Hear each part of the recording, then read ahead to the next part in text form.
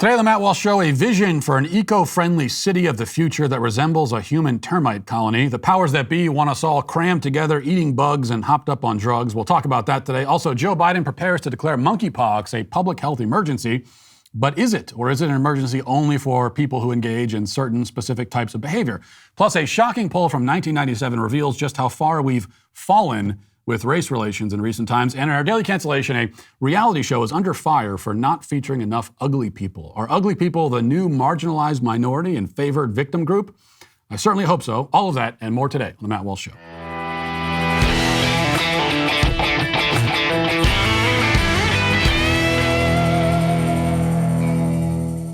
You've heard me talk a lot on this show about how important it is to get your kids away from the garbage that they're teaching in our public school systems, Marxism, socialism, critical race theory, and the trans agenda. Now, there are a lot of ways you can protect your kids from these not-so-secret leftist attacks. You can homeschool, you can get them involved in a religious community, you can give them the right books to read, like my best-selling children's book, Johnny the Walrus. These things are all great, and you should do them, but what if you couldn't? No one likes to talk about it, but we all will eventually die. It's just how life works. And the end result is always the same. Some of us, however, may die sooner than others, and we need to be prepared for that possibility because if we're not prepared, if we haven't taken the necessary steps to shield our kids from aggressive attacks and indoctrination attempts coming from the left, then we've left them completely unarmed and unprotected. That's why you should take 5 minutes to sit down tonight and write a will that will ensure your kids will be raised the way you would have intended in the event that something does happen to you. Lucky for you, my sponsors over at Epic Will make it really easy to do. Epic Will is an online platform that costs less than your next trip to Target. They can set you up with a will in as little as 5 minutes, starting at just $119. Plus, you can save 10% when you go to epicwill.com and use offer code Walsh. Again, go to epicwill.com and use my code Walsh today. The architects of the New World Order are always searching for ever more efficient ways of containing and controlling and dehumanizing us, stripping our lives of beauty, destroying our freedom, and treating us like cattle to be herded and used. As we know, the goal is to have us all living in pods, stacked up on top of each other, eating bugs, owning nothing, and having no privacy. They seek even to lay claim to our inner lives, our consciences. The complete human existence, they believe, is one spent sitting in your rented prison bunk, eating your ration of grasshoppers for the day, numbed by psychotropic drugs while wearing your virtual reality headset to attend an endless string of corporate diversity seminars.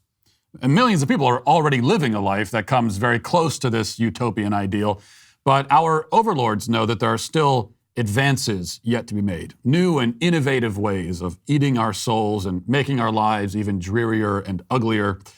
Enter the Crown Prince of Saudi Arabia with a concept that has been ominously dubbed the land scraper. The Guardian reports, the promotional material is striking. 2 mirror-encased skyscrapers stretching more than 100 miles across a swath of desert and mountain terrain, providing a future home for 9 million people. Is it the ultimate in high-density living or a grandiose science fiction fantasy? In short, economists, architects, and analysts are not quite sure. So extravagant is Saudi Arabia's plan to create an urban utopia that even those working on the project, known as The Line, do not yet know if its scale and scope can ever be realized. Skeptics and supporters alike were this week given more insight into the extraordinary ambition of the development, the centerpiece of the futuristic Neom site near the Gulf of Aqaba, when the kingdom's crown prince, Mohammed bin Salman, outlines central aspects of what he intends to be one of the most ambitious urban developments built in modern times. Now, the concept will cost about $1 trillion to build, and the hope is that this idea can be exported to many other countries, including our own, to make cities more efficient and eco-friendly, to save the planet and to finally bring into being a real-life sci-fi dystopia. There have been a lot of different visions for how this can be done. Many different people in different countries have had ideas of like what the cities of the future will look like in order to save the planet. And this is what this one's all about. Here's a promotional video explaining it a little bit more. Watch. For too long, humanity has existed within dysfunctional and polluted cities that ignore nature. Now, a revolution in civilization is taking place. Imagine a traditional city and consolidating its footprint, designing to protect and enhance nature. The line will be home to 9 million residents and will be built with a footprint of just 34 square kilometers. and we are designing it to provide a healthier, more sustainable quality of life. The line's communities are organized in 3 dimensions. Residents have access to all their daily needs within 5-minute walk neighborhoods. And the line's infrastructure makes it possible to travel end to end in 20 minutes with no need for cars, resulting in 0 carbon emissions. By leveraging AI technology, services are autonomous, saving you time and effort. Designed by world-leading architects, the line is 500 meters tall, 200 meters wide, 170 kilometers long, and housed within an elegant mirror glass facade. Intelligent solutions create efficiency and year-round temperate microclimate with natural ventilation. Energy and water supplies are 100% renewable. The line is designed as a series of unique communities, offering a wealth of amenities, providing equitable views and immediate access to the surrounding nature. Oh, well, I mean, as long as you'll have equitable views, because that's the kind of view we all want, isn't it? You hike up to the top of a mountain, look out at God's creation and say, wow, the view up here is so equitable. That's a very normal and human reaction, right? Anyway, the plan, as you see, is to build a narrow 100-mile-long mirrored prison in which you can live and work and never leave and then die. As others have pointed out, it looks very much like a sleek and modern border wall of sorts, actually. So how quickly we went from, no, don't build the wall, to build the wall and live inside it. And speaking of living inside walls, this plan appears to have been inspired partly from sci-fi dystopian films that the architects have mistakenly taken as how-to guides, but then also partly from the living quarters of household pests. What they've come up with is an exciting opportunity for anyone who's ever dreamed of living in a termite colony. It may seem like, you'd have a rather dismal existence inside this thing, surrounded on all sides all the time by glass and steel, totally cut off from nature, but at least you'll have the entertainment of watching birds constantly smash into the enormous mirrored exterior walls. Same for any other species of animals whose migration pattern happens to intersect with the human filing cabinet that they're building. Now, it may seem pointless to complain about this. It's in Saudi Arabia. It's not here. Actually, it's not even in Saudi Arabia. It's nowhere. This is a concept, a plan. We don't know if they'll actually be able to build it. And if they do build the thing, it seems highly likely that the experiment will fail in spectacular fashion, mitigating the risk that something similar would be attempted in this country. There are many ways that it could fail. Starting with the enormous damage that a few well-placed suicide bombers could do in a place like that. This is the Middle East, after all. Not to mention the fact that you'd be living in a literal transmission tube for disease. In fact, the whole thing seems like it was designed by a virus, both the biological and computer variety, because the entire structure is supposed to run on computers and artificial intelligence, leaving its inhabitants totally vulnerable to cyber attack. By the way, what happens when someone takes out the generators in the giant glass rectangular prison in the middle of the desert? What then? Of course, the worst thing that could happen, though, is that the monstrosity is built, and it works, and no disasters befall it, and all of its inhabitants are kept satiated and numbed enough that there are no uprisings where the peasant class violently overthrows the elites of the rectangle, eventually setting fire to the whole thing and dancing around it as it burns. If nothing like that were to happen, tragically, then perhaps eventually we would end up with something similar here. Either way, whether they try to force us into this particular hellscape or they construct a slightly different sort of futuristic livestock stable for us, the fact is that this is the direction that the powers that be wish to take us and are taking us. So it's worth pointing out the problems with this plan and any plan similar to it.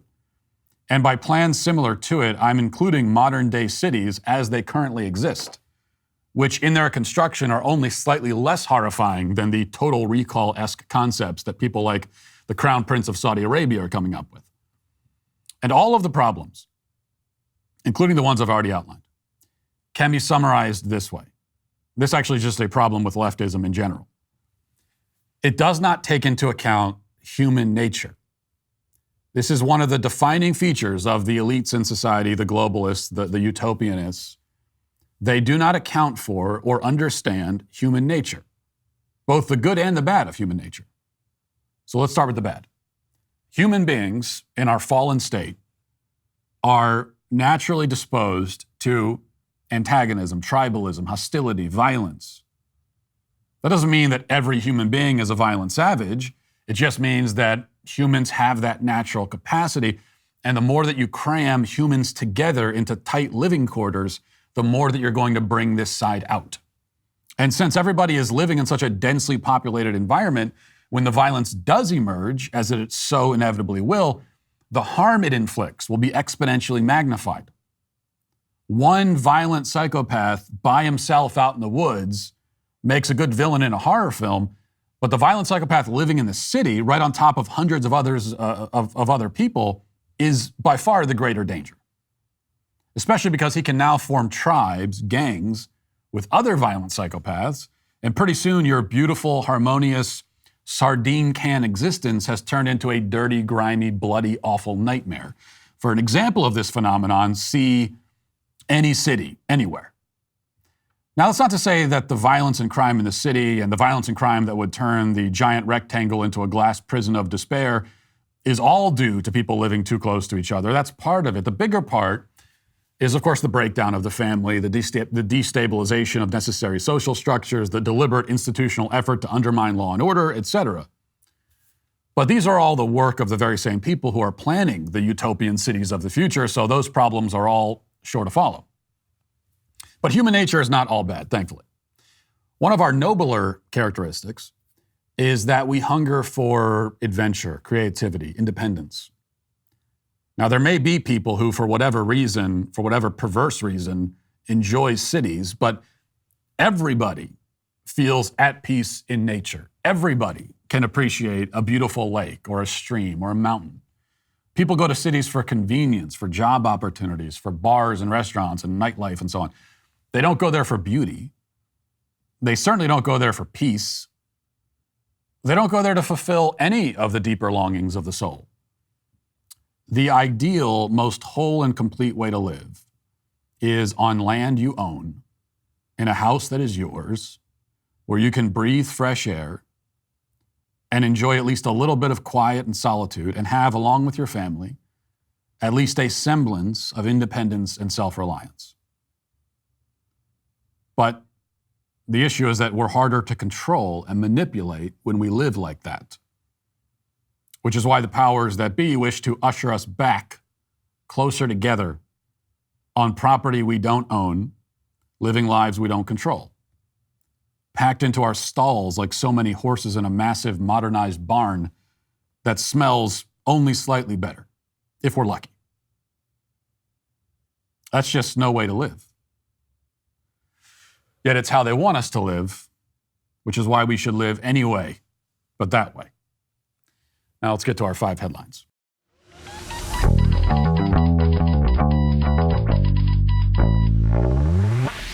You know, the left has ruthlessly infiltrated virtually every major institution in America in an effort to groom your kids into little libs. That's what they want them all to be. You've heard Disney openly admit to pushing LGBTQ ideologies into kids' content and into their brains. More and more, we're seeing CRT classes added to school as well. Even the Scholastic Kids magazine that you grew up with, they're involved too. Like, nowhere is safe. America's school system has been completely hijacked by the left, and guess what? Parents and upstanding educators are fighting back. That's why PragerU Kids is here to help. PragerU Kids offers content that's no longer being taught or celebrated in schools or woke kids shows. They teach kids about responsibility, hard work, equality under God, freedom, critical thinking, truth, innocence, all these things that our kids need and values they need now more than ever. Get tons of resources to watch at home and in classrooms by downloading the PragerU app to your smart TV and devices. Go to PragerUkids.com right now and enjoy their animated shows, books, and magazines for kids. Most importantly, support PragerU in their efforts to get America back on track. Subscribe now and don't miss PragerU's incredible free kids content. Visit PragerUkids.com today. Okay, I wanted to tell you about one thing. This is not a paid promotion. It's not an ad the Daily Wire is making me read, but I do want to tell you about some friends of mine, a group called Sidewalk Advocates. They've been doing great work for many years, and my wife and I have been supporting them for a long time. They reach out to women outside of abortion clinics, letting them know about their options and the resources that are available, because as we know, what drives the women into the abortion clinics is even, in spite of all this talk about pro-choice and choices and all that, what drives the women in is the feeling that they have no choice, that there's no choice at all. Their lives are hopeless unless they go and get an abortion. So the sidewalk advocates reach out and let them know that there are other choices, there are other options. And they've saved many lives in the process. And now after Roe, the work is, if anything, more important, not less. More important than ever. But they need the resources to do what they do, which means money. And right now they're running a fundraising drive, and all donations will be tripled up to $250,000. That's for like the next week or so. My wife and I will be sending them a check. I'd ask you to consider it too if you have it in the budget. Like I said, this is not a paid ad. I believe in what these guys do. We've supported them personally for a while. And if you want to do the same, go to sidewalkadvocates.org. Check it out. Donate. And I think we all need to be pitching in to the extent that we can for the battles ahead. All right. So following in the footsteps of the World Health Organization, it's expected that Joe Biden will officially declare monkeypox a public health emergency. This is from Politico. It says, the Biden administration is expected to declare monkeypox a public health emergency in the coming days, according to two people with knowledge of the matter. The declaration, which is made by the Department of Health and Human Services, would follow a similar decision made last week by the World Health Organization. By designating the outbreak an emergency, HHS could then take a slew of actions, including accessing new money and appointing new personnel, according to the law that dictates how and when the federal government can declare such an emergency. The HHS secretary is scheduled to hold a press briefing on monkeypox on Thursday morning, and they're going to tell us more about it. Now, I can tell you that, I guess, as we've learned, a public health crisis is in the eye of the beholder. Monkeypox is not a public health crisis for me. I'm not worried about it at all because I'm a married straight man, which means it's almost certain that I'm not going to get monkeypox. And in fact, someone made this point on Fox yesterday as they were talking about monkeypox. And it was very upsetting for some other people, especially including other people on the panel. So there was this debate about monkeypox, and one of the guests, Ned Ryan, dared to point out that this is a disease that almost exclusively affects gay men. It's almost exclusively gay men contracting and spreading it. Another guest, Brad Palumbo, was offended by this, and so they got into a back and forth, and Brad thought he did so well in this exchange that he actually posted the video himself to Twitter to show everybody, look at this debate that I won. Well, you watch for yourself and tell me what you think. Here it is. As for monkeypox, I think there's a pretty good rule in life. Don't attend gay orgies. When you look at the New England Journal's report of the 520 orgies they reviewed. Ned, come on, man. It's not about gay. How about not any orgies? Go look at the New England Journal's report that NBC News reported on Friday, in which of the 528 cases they reviewed, 95% were sex between men. I think we actually have to have a serious conversation about where this is coming from. When I'm done, Brad, you can talk. Instead of going crazy and declaring a national pandemic when 3,000 people have it right now, it's insane. I don't know, man. You don't have to be gay to get monkeypox, and you don't have to be bigoted when you talk about treating something that is that easily spread, Marie. It's not bigoted. Yeah, it is. This is science, Kennedy. 95% of the cases from the New England Journal. You know what? I'm going to let Brad respond. Okay, I'm going to let Brad respond because, Brad, we had 372 doses. The United States, in Denmark, where the smallpox, monkeypox vaccine is manufactured, they were ready to go, but because this has been an issue for more men in the gay community, it seems like it has been lower on the priority list. Brad. Yeah, look, Ned is right when he says that monkeypox right now is mostly affecting gay men. The problem is that public health-wise, not going to orgies in general is a good policy to not get sexually transmitted diseases. 100%. And so we have to be really careful. We saw with the AIDS crisis, with the HIV crisis, about how certain communities or certain gay people will be stigmatized over something that lots of people do. And we got to be careful about that. And that kind of, I will use the term, bigoted language that makes it seem like the only people people that get this are from one group of Americans. Hey, guess what? Gay men also have friends and family members and colleagues, and this is not just transmitted through sexual activity. It's transmitted through close contact. So you don't fight diseases. I'm glad Brad brought up HIV/AIDS. You don't fight diseases by caricaturing the people who get them or who get them at one point in time. Fox News, ladies and gentlemen. So you have one guest, Ned, who makes the absolutely correct point that this is a disease circulating almost exclusively among gay men. Yes, it's not just gay men. Yeah, it's like only 97% or something. Okay. That's almost exclusively. And then everyone else in the panel, okay, come on, man, that's bigoted. They had the chance to explain why it's bigoted, and they couldn't explain it. And I just love it when these people bring AIDS up as if it helps support their point, right? So they bring up HIV as a way of supporting this idea that we shouldn't like highlight the fact that this is circulating mostly among gay men. Well, no, that's the AIDS crisis and the way that it was treated, especially early on, and is still treated, in fact, is a perfect example of why the messaging should be very specific about who this primarily impacts. Because with AIDS, I mean, I can remember being in elementary school. I remember this vividly, actually, learning about AIDS in elementary school and being terrified, like traumatized by it, because what we were told is that anyone can get AIDS. It can affect anyone. It doesn't matter.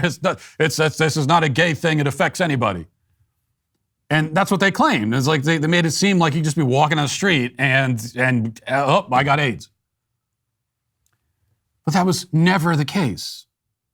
Yes, it's theoretically possible to contract HIV other ways. There's maybe a small portion of people that have contracted, of heterosexual non-drug users who've contracted AIDS. Very, very small. Vast majority of HIV transmission was at the time, has always been, and still is among gay men in particular, and then second place would be intravenous drug users. And what the messaging on HIV should have always been is that if you're not participating in gay sex and if you're not an intravenous drug user, you really don't need to worry about this. I mean, the list of things you should worry, there's going to be about 5,000 other things that make the list before you get to AIDS. Because that's just the truth. And the people who are participating in the high-risk activity ought to know that it's a high-risk activity. And if you're going around having random gay sex with a bunch of different men, the fact that this activity makes you uniquely vulnerable to things like HIV and now monkeypox, that's a fact you should know. And then maybe it'll make you stop and think like, oh, well, wait a second,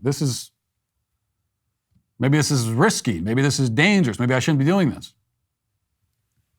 Chad Felix Green, writer for The Federalist, has screenshots that he posted to Twitter a couple days ago of this is one guy talking about how he contracted monkeypox.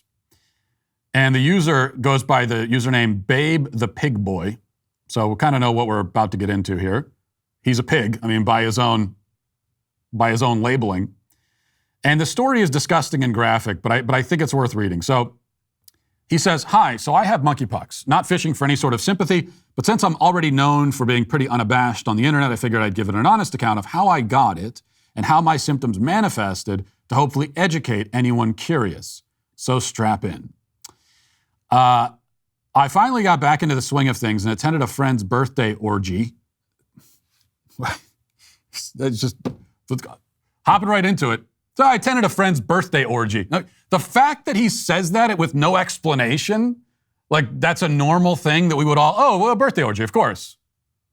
Well, like people do on their birthdays, they have orgies. Then when you get back into the swing of, I'm getting warmed up a little bit, attend a couple orgies here and there. So I finally got back into the swing of things and attended a friend's birthday orgy Saturday the 9th. I'd been watching the news on monkeypox, but the general feelings on it really were and still are developing by the day, so I nor anyone else was especially worried. Especially since there had only been 2 confirmed cases in the entire county, and the host of that group was a good friend and a nurse, so I trusted their judgment in still having the event happen. Oh, that's a good That's good news, right? This is a medical professional who's having a birthday orgy. It was a great time. I think I came into sexual contact with somewhere in the ballpark of 15 to 20 different men. So I attend the orgy, have a great time. I don't even know if I can read this next part, but let's just say that he is saying that he consumed a large amount of human waste product. And then he continues, and he went home drunk, and et cetera, et cetera. And then the next day, he had sex with some more guys, and then he got monkeypox. Wow, who could have guessed? Who could have guessed after all that you'd come down with a disease? I mean, this is, at least he gave us permission not to have sympathy for him, because don't worry, Babe the Pig Boy, I have zero sympathy for you whatsoever. But we're on the same page there, so that's good. And then he ends it up by saying, my 2 cents, it's reductive to tell gay people to not have sex. It didn't work in the early days of AIDS, and clearly it's not working now. But do your best to make educated choices. Check your county's case numbers frequently, and if you can, avoid groups and anonymous encounters. Yeah, check the case numbers before heading out to that orgy or you drink human waste product. Just, before you go out and drink the urine of 15 different men, just check the case numbers. Be responsible about it, he says. This whole idea that it doesn't work. It doesn't work to tell people. What do you mean it doesn't work? No. Whatever your name is, Babe the Pig Boy. In fact, it does work. Like, to refrain from that activity, it does work. Actually, if you refrain from all the activities that you just described, it will very effectively shield you from any number of diseases, including monkeypox and a bunch of other diseases that I'm sure you probably have. So it definitely works. What you're saying is that it doesn't work when someone tells you to control yourself. But no, that's not something not working. It's not like the plan. There's no problem with the plan. It's a good plan. The plan is, like, don't behave like an animal, okay? And going out and having sex with 20 random people and then more people the next day, you're behaving like an animal. It's not even human behavior. So that's the plan. And if you have an issue with the plan, that's a problem with you. That's a character problem, and a really severe one, actually. So there are a lot of stories like this. And we know, actually, that this monkeypox, this current outbreak, can be traced back to gay bathhouses and orgies in Europe. And the fact that this all took hold, especially during Pride Month, is not a coincidence either. Now, it's true that anyone who attends orgies or has sex with a bunch of random strangers is vulnerable. But the other fact that even fewer people want to say is that this kind of behavior is more common in the gay community than it is among straight people. It just is. Okay? Straight people aren't going to orgies. They're not. Like, I've never known, I've never encountered a heterosexual person who's been to an orgy. And you know why? It's almost by definition. If you're straight, then you don't want to be sexually involved with a group of people that will inevitably include other men. So just like by definition, if you're a straight person, you're not going to orgies. And that's same for straight women. But here's the thing. If you want to pretend that gay and straight people are equally as likely to attend orgies and equally as likely to have random sex with multiple strangers in the same day, okay? If you want to pretend, and you are pretending, but let's pretend for a moment, fine, actually. Then can we just agree to condemn all such behavior by all people? I'm fine with that compromise. Babe the Pig Boy here is a gay man who was at a gay orgy, but if he had been a straight man or a straight woman at an orgy doing all the things he said there, then I would condemn it just as much, absolutely. And I would also say this is animalistic, like barbaric, savage behavior. You're not acting like a decent, civilized human being. So gay or straight, I would absolutely say this. So if that's the compromise we can arrive, at which we can arrive, then I'm fine with that. Is that what we're doing now? Can we just condemn across the board all reckless sexual activity, any form of having sex with strangers, especially in groups, but even individually, one at a time? Like whether you're having your orgy all at once or in succession with a bunch of different random strangers, at different points in the same weekend or same month or whatever. However you're doing it, you shouldn't be. I'm fine with that message. And I'm fine with going even farther than that, which I think we should, in shaming this kind of behavior, this reckless sexual behavior, shaming it, and putting the same kind of shame on it that we put on like murderers, honestly. Because it is nearly murderous behavior. You know you're doing this and you could be spreading diseases, you could be killing people. And it's like you just don't care because you want to get your, you want to have your fun. It is hyper selfish, narcissistic, nihilistic, destructive behavior. And if we can heap shame and scorn on it, on anyone who engages in this kind of stuff, good with me. Absolutely. All right. The University of Kentucky swimmer Riley Gaines has been speaking out about, this is according to the Daily Wire, by the way, speaking out about University of Pennsylvania swimmer Leah Thomas, a biological male, and stated that when the college women competed against Thomas at the NCAA championships, they were not forewarned that Thomas would be sharing the locker room with them and undressing in front of them. So Gaines spoke with Tucker Carlson and was talking about, at first, just the atmosphere at the championships, which happened at Georgia Tech a couple of months ago. She said people just weren't talking about it, and so we get to the NCAAs, and it was at Georgia Tech, and so we get there, and the environment is nothing like I've ever seen before. It was so almost edgy, like people didn't really know what to say, who to say what to, or how to feel. And from here, we'll go to the clip where she tells the rest of the story and what happened at the event, and especially in the locker rooms. Let's listen to that. And then that night, we watched Leah Thomas win a national title and blow all the other females completely out of the water. And that next day, we came back, and the mood had shifted to where people were mad. The girls, there were tears. These poor 9th and 17th place finishers who missed out on being named an All-American. There's extreme discomfort in the locker room. There's, kind of these grumbles of... Was he wandering around the women's locker room? Yeah. And that's not something, we were forewarned about, which I don't think is right in any means. Changing in a locker room with someone who has different parts. So they just set a dude loose in your locker room and didn't tell you? Exactly. And so I feel like to have that kind of forced upon us, so not only were we, forced to race against a male, we were forced to change in the locker room with one. And so it's just this feeling of like, what is happening? Like, honestly, like, is this really happening? Like, this is crazy. So there's a story that she tells there. And again, that's Riley Gaines, who should be commended, first of all, for her courage in speaking out about this. And the story she tells about the locker room, that to me is by far the bigger scandal, the more important aspect of this whole story of Leah Thomas and men in general invading women's sports.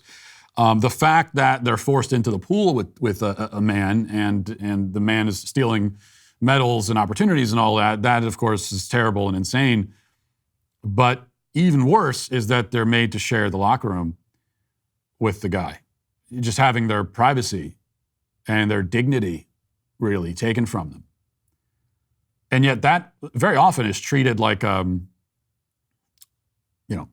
like not as much of a concern as what's happening in the pool, what's happening with sports. And that's one thing that stuck with me. I thought was interesting when in my film, What is a Woman, when we talked to one of Leah Thomas's teammates. And I asked her about the locker room situation. It was the same kind of thing. Yeah, Thomas is in the locker room. He's getting changed. And same thing. She said there's like no conversation about it. No discussion about that. Even when they brought in, when University of Pennsylvania brought in the LGBT activists and counselors to lecture the women and tell them that, hey, if you've got a problem with this, you need to go seek counseling. No, the guy who's claiming to be a woman and, wearing the one-piece bathing suit, he doesn't need to seek counsel. You do if you have an issue with it. But even then, the locker room part of it wasn't even talked about. She said, in fact, that the other women on the team, most of them didn't want to say anything at all because they were afraid of the backlash. But even the women who did speak out, they were focused on the sport part of it and not the locker rooms, which I just thought was interesting. There's another point I want to make too, which is when you hear a story like this, these men going to women's locker rooms, we talk about it so much, but you very often hear from people on the right that, hey, the women who are subjected to this, it's up to them to speak out. And if they're not going to speak out, then I'm washing my hands of it. There's nothing I can do. Sort of putting the onus on the women, on the girls who are in these situations to say something about it. And I agree that we do need to call on everyone to have courage. And the closer you are to a situation like this, the more of a responsibility you have to speak out.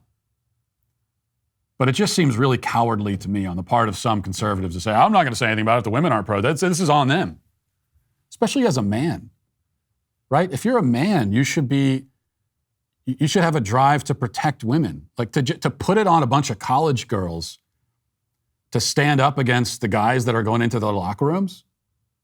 What kind of man are you?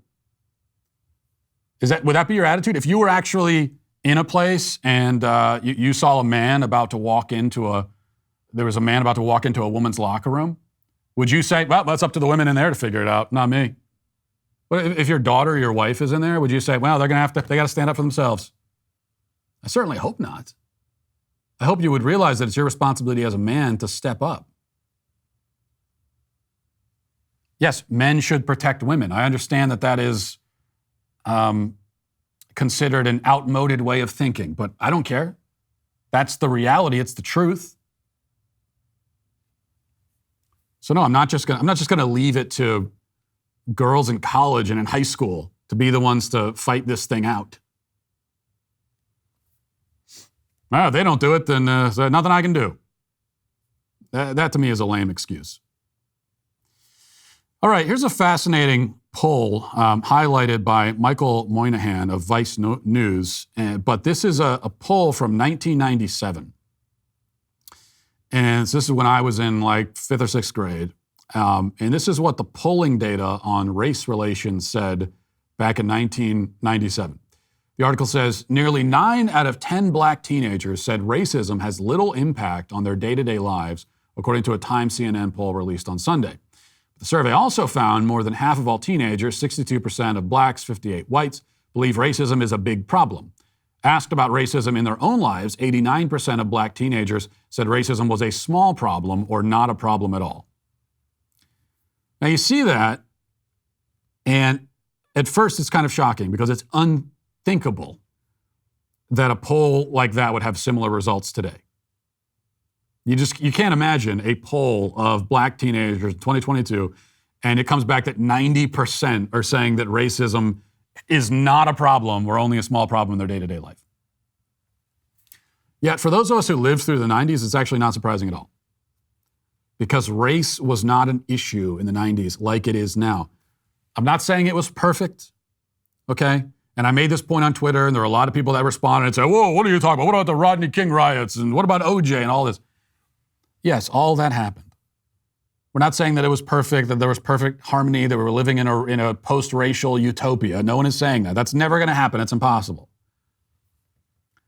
What I'm saying is that in the 90s, that's when we got the closest to racial harmony that we've ever been. And we've been going backwards ever since. Which isn't to say that it was perfect, but we got as close as we're going to get. 9 out of 10 black teenagers in the 90s saying that racism does not affect their daily lives. That proves the point. And again, doesn't surprise me because I was a kid in the 90s and I can remember that this just was not, it's not that race never came up, but it wasn't this overriding concern. It wasn't suffocating everyone.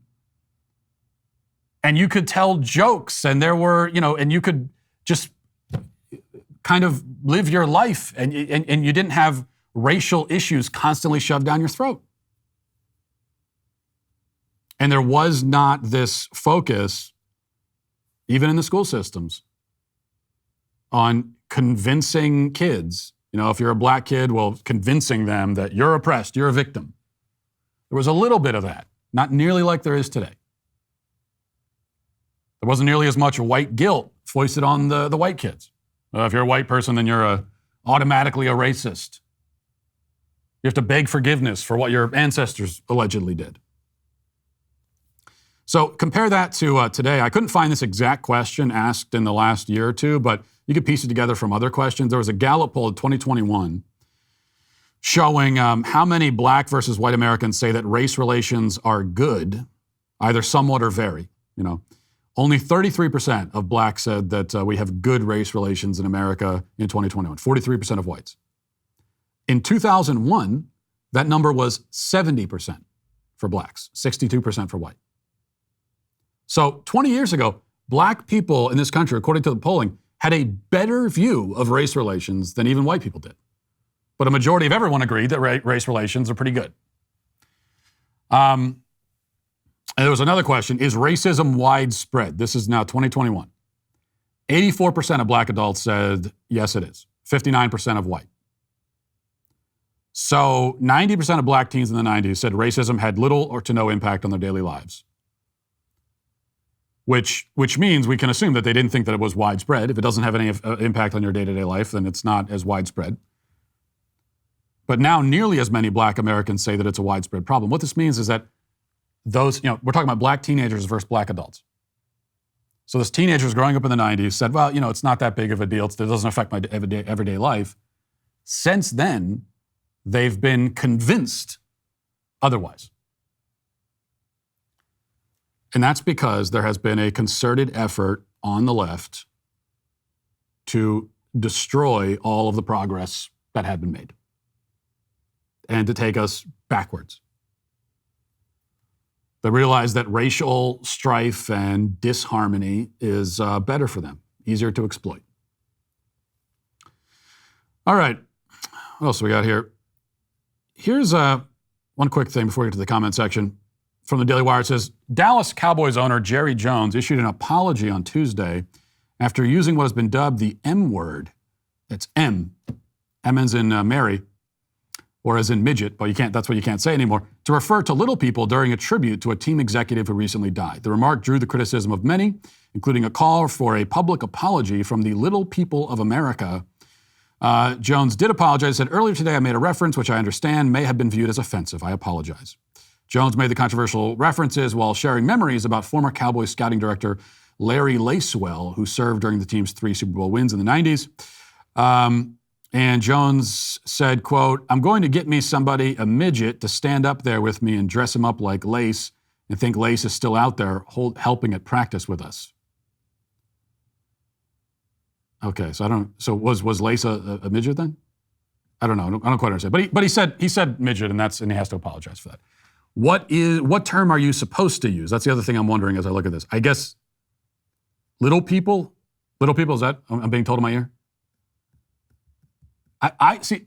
First of all, I don't understand. How is that less offensive? Little person? How is that less offensive than midget?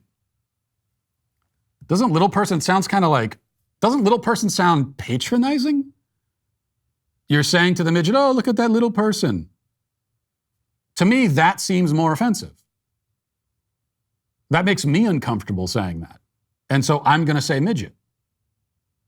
And because it's me speaking, I get to decide what I say. When I speak based, and I use the words that make sense to me and that I'm comfortable using. And I know the response is, well, but these other people aren't comfortable with it. Okay, but they're not the ones talking. I am. You can use whatever words you want. I'm not going to use that word because it just seems weird to me. And no one has explained what exactly is wrong with midget. What's the inherent quality of the word midget that makes it offensive? Can anyone explain that to me? It's just been decided randomly because this is what they do. This is what the PC police do. This is their MO. It's just to go along and kind of like just randomly change the labels for things. That label doesn't work anymore. That's expired. It's past its expiration date. We got a new label now that we use. Well, why? What makes it expired? It just is. That's it. Sorry. Not going to do it. Can't do it. Let's get to the comment section. If you're a man, it's required that you grow a beard. Hey, we're the Sweet Baby Gang.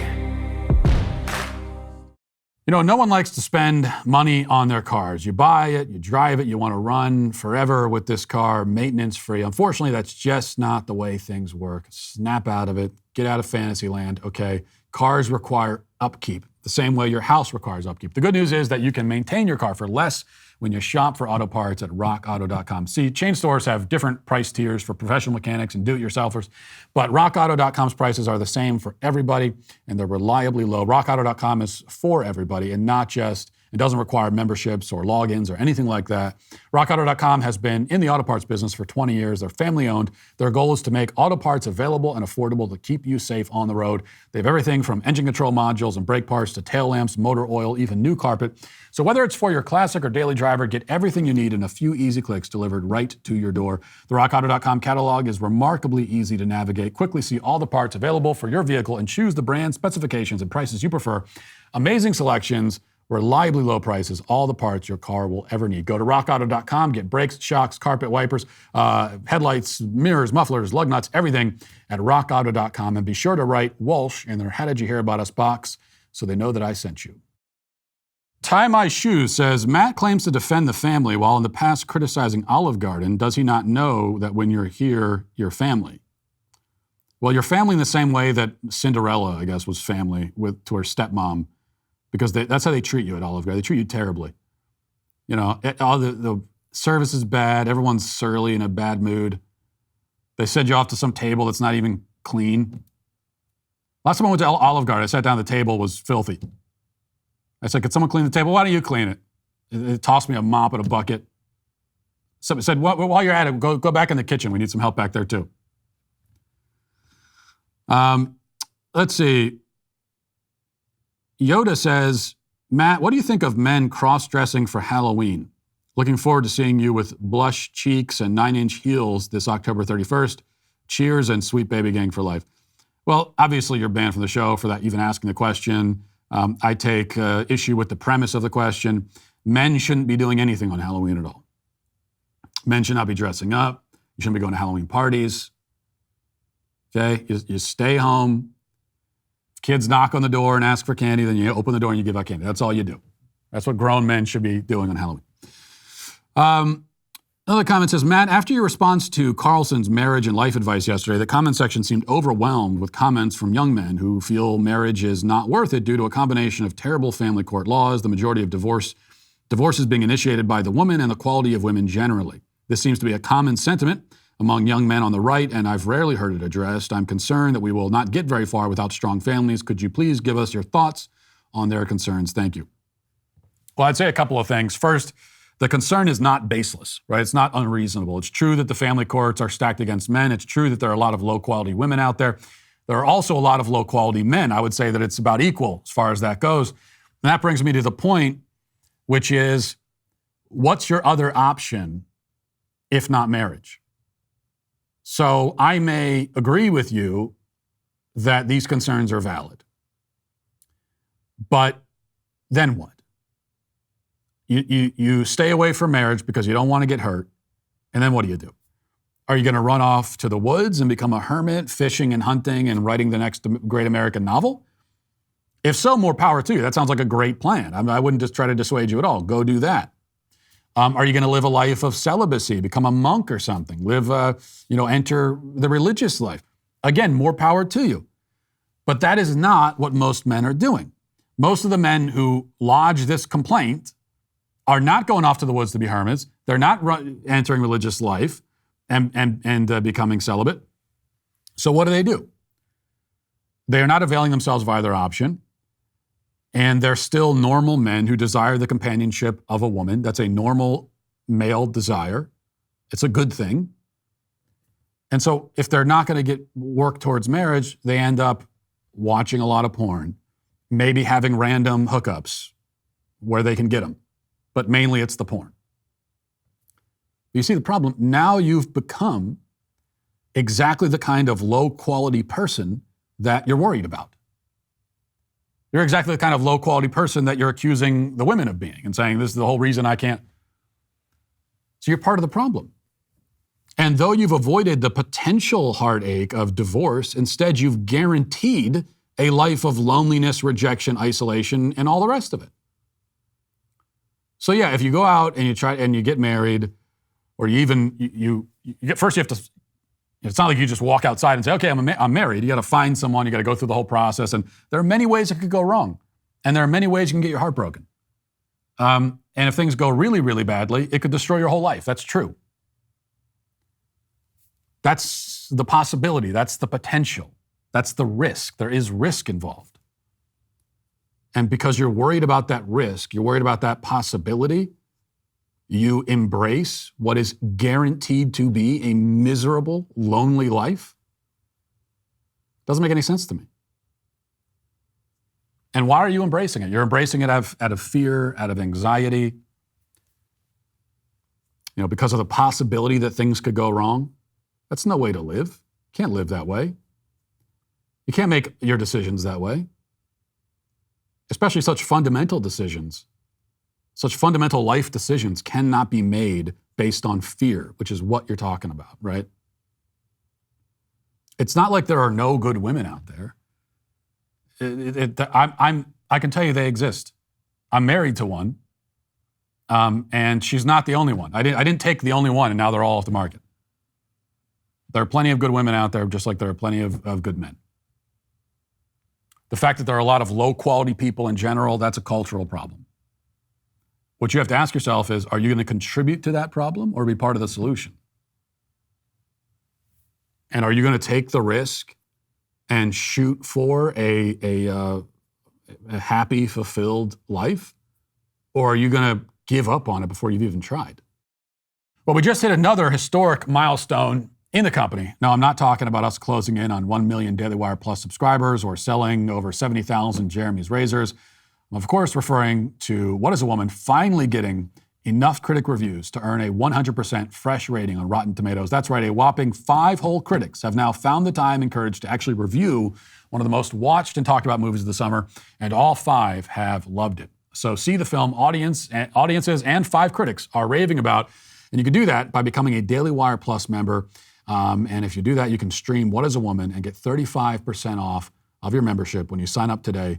Go to dailywireplus.com. Also, tune in tonight to catch an all-new episode of Daily Wire Backstage, where your favorite Daily Wire hosts come together to discuss the news of the day. You can join me, Ben Shapiro, Michael Knowles, Andrew Klavan, God King, Jeremy Boring at 7 p.m. Eastern on the Daily Wire's YouTube channel or at dailywireplus.com. See you there.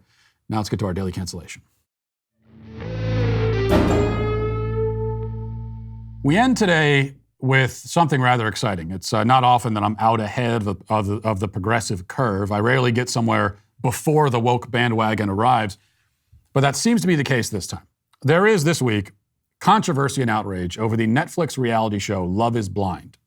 Now, for those with IQs above 75 that have prevented you from watching a show like this, the basic premise, as I understand it, is that contestants are locked in isolation pods where they meet other contestants by talking to them through a wall. And they then, I guess, select which disembodied voice they like the most. They talk some more to that person. Then they get engaged before the big reveal where they actually meet in person. At which point they're instructed to fight to the death with their bare hands. Now, that would actually be a much better show.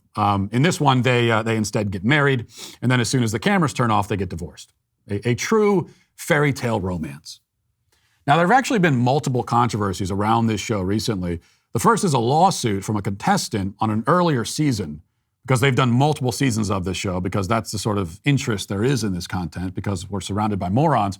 And the contestant alleges that producers starved him, deprived him of sleep, and forced him to get drunk, all of which makes the show sound way more entertaining than it actually is. But that's not the controversy that matters here. The bigger outrage is over the fact that the show only features physically attractive people. I'm proud to say that I spearheaded this woke backlash in a YouTube video we put out at the beginning of the month, where I reacted to reality show trailers, including one for Love is Blind. That was the first I'd ever heard of Love is Blind, and upon seeing the commercial, I immediately pointed out this glaring flaw in the plot. Everyone on the show appears to be like a solid 7 or 8. And this means there is nothing at stake, nothing on the line. All the contestants end up with attractive people. To give the show some suspense, some comedy, some tragedy, you need to throw a few Michael Moores into the mix. There should be a scene where a highly attractive woman falls in love with a man behind the wall, gets engaged, and the big reveal happens, and she recoils in horror when a character from the Star Wars bar scene walks out. Now that would be great television, matching supermodels with Ripley's Believe It or Not displays. I would sit down and watch a show like that. I would take the hit to my IQ to watch that show. Admittedly, the woke criticism of Love is Blind is not quite the same. Both me and the left are upset that there are not ugly people on the show, but they're upset for a slightly different reason. For them, the problem is the lack of body diversity and inclusion on the show. The backlash became severe enough that one of the show's hosts, Vanessa Lachey, who I assume is married to the guy from Backstreet Boys, addressed it in an interview with Insider, claiming that there are no fat or ugly people on the show because they're simply too insecure to appear. It was like self-selection, she said. But the mob isn't buying that excuse. BuzzFeed took her to task, saying, and this is what they wrote in their article, if you've watched Love is Blind, you've probably, definitely noticed that the group of contestants who make it to air don't reflect body diversity at all. In a recent interview with Insider, Vanessa tried to explain why the show doesn't embrace body diversity in any real way. Her answer was not great. In response to being asked about the show's lack of body diversity, Vanessa says she sometimes thinks certain contestants don't make it past the pods portion of the show because they can't fit inside of it. That's actually not what she said. Because they're insecure. So if I'm reading this right, Vanessa's reason why the show doesn't include diverse bodies in its cast is because some contestants are simply too insecure about their bodies to appear on the show. Something tells me we might be getting a clarification for Vanessa in the future regarding her comments. Or maybe not. Either way, we'll see if Love is Blind goes in more diverse directions casting-wise when it returns for its 3rd season. Time will tell. Well, if nothing else, we can agree that BuzzFeed continues to feature great writing and important journalism. Huffington Post isn't buying Vanessa's excuse either. They write, Love is Blind has yet to prominently feature a contestant who is plus-size, visibly disabled, or older than 40, which seems odd since the concept of the show is to fall in love with someone's personality rather than their physical appearance. Now, of course, the real reason that the show only has attractive people, the reason that most shows only feature attractive people, this current show that you're watching is an exception, the reason is that viewers prefer to watch attractive people, hence the term attractive. This is doubly the case if the show revolves around love and romance. People may watch a show like My 600-Pound Life, but they probably wouldn't watch My 600-Pound Wedding. Well, they might watch that, but for very different reasons than they watch the typical reality dating show, and that's about all that needs to be said about this. But I'll say more anyway, because there's one more point I think that needs to be made. Huffington Post says that the point of the show is for people to fall in love with personality rather than physical appearance. But the idea that you can love somebody for their personality totally apart from their appearance is a myth, okay? It's a popular myth. It's one that my generation in particular was fed early and often, but it's a myth. Of course, you shouldn't and really can't love somebody entirely for their looks, but their looks are an important part of the package. It's part of who they are. It's what draws you to someone, especially early in the relationship. But even as you grow together and you get to know each other on a deeper level, still their appearance, their body, their physical look and presence will remain extremely important. Your body is not just some sort of meaningless shell which contains your personality and your truer essence. Your body is who you are. You're more than your physical body, okay? You're not merely your physical body, but you are also your body. It really is not possible, therefore, to love someone and not love their body because their body is them. This distinction between looks and personality doesn't even make sense. Your personality is what makes you as a person different from other people. That includes your body, your face, your physical appearance and mannerisms. All of that is part of your personality because it's part of your person. It's what makes you you and not somebody else. This is actually an important point for 2 reasons, neither of which have anything to do with reality shows. The first is that people who really buy into this appearance doesn't matter idea, are more likely to get married and then completely let themselves go, transforming very quickly into a physical specimen quite different from the one that their spouse married. Now, obviously, we all change over time gradually as we get older, but we still have a responsibility in a marriage to take care of ourselves. We should want to be physically attractive to our spouses. It's quite selfish to throw that all to the wind and gorge ourselves with abandon. The second and deeper point is that our culture is constantly trying to separate the body from the person, as if these are two distinct things. In its most extreme iteration, of course, we're told that a person with a man's body can still be a woman, and we're told straight men can and should date these trans women because though they have the physical appearance of men, they're really women deep inside. But this is incoherent. As straight men, we're attracted to women, not just for their bodies, but their bodies are certainly a significant appeal.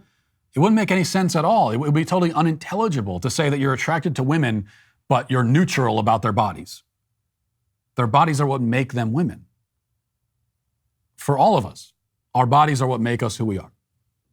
This is, I think this conversation has certainly gotten more esoteric than was necessary for a discussion about a Netflix dating show, but I just go wherever the path takes me. And now it takes me to a place where I must say that Love is Blind is not canceled. It's the critics of Love is Blind that are today canceled. And that'll do it for us today. I'll talk to you actually on Monday. There will be no show tomorrow, but this time it's not my fault. The whole company is closing down tomorrow, so everybody's off tomorrow. It's not just me, just so you know. And I'll talk to you on Monday. Have a great day. Godspeed.